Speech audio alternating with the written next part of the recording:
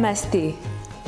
Bonjour, bonsoir, bienvenue à vous qui nous suivez pour ce nouveau numéro de Menu Week-end. Ce numéro s'adresse particulièrement à tous ceux qui viennent d'arriver en Inde, mais à vous aussi qui projetez de passer un séjour en Inde. Alors, nous allons vous expliquer la vie en Inde en 10 commandements. Oui, 10 commandements pour une vie paisible, pour un paisible séjour en Inde. Premier commandement. Si vous êtes de passage en Inde ou si vous y êtes pour un long séjour comme un court séjour, tâchez de vous faire enregistrer auprès des autorités du service d'immigration de votre province.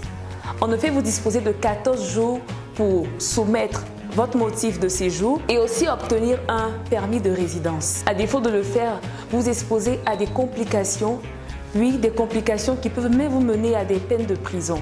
C'est vraiment important de se faire enregistrer. Vous disposez de 14 jours. Alors, dès que vous arrivez en Inde, c'est la première des choses à faire.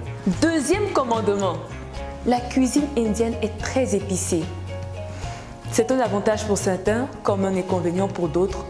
Alors, pour vous qui appréciez les épices, les saveurs exotiques, le sucré, le salé, lancez-vous, découvrez, dégustez tous ces plats riches en saveurs que l'Inde vous propose. Mais pour vous qui avez un peu de réserve par rapport à la cuisine indienne et ses épices, prenez soin au préalable de vous informer de tout ce que vous allez consommer. Le plus important, c'est votre santé. Troisième commandement, la culture indienne est particulière.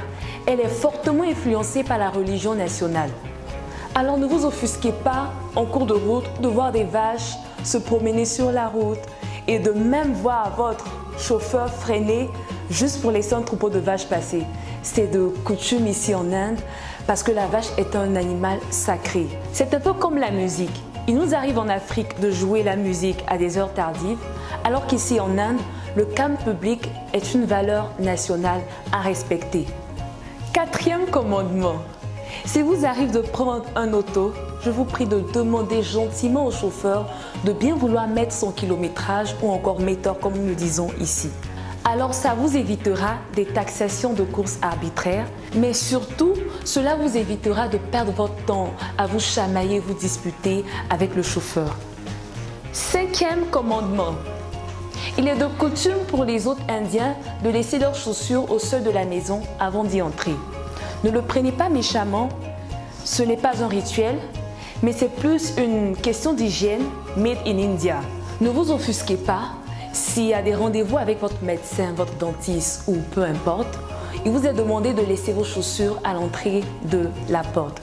Pliez-vous simplement à cette exigence. Sixième commandement. S'il vous arrive d'entendre une personne à côté de vous roter brusquement, ne soyez pas étonnés, ne soyez pas surpris. C'est normal pour les Indiens de le faire. Et comprenez que vos valeurs sociales ne sont pas les mêmes que partout dans le monde. Septième commandement, nous y voilà. Il est utile pour vous de vous renseigner au préalable des festivités qui ont lieu au cours de l'année en Inde. Nous avons des festivités religieuses et durant celles-ci, il est très important pour vous de rester bien assis dans vos fauteuils pour des raisons de sécurité.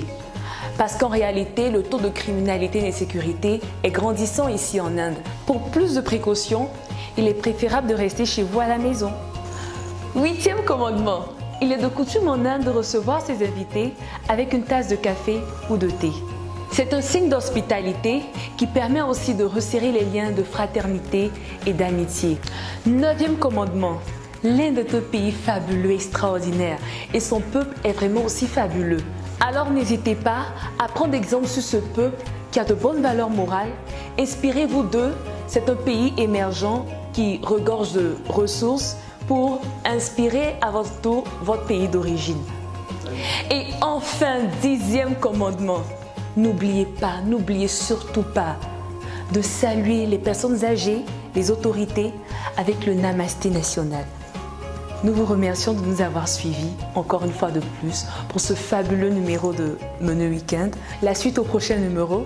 Namasté!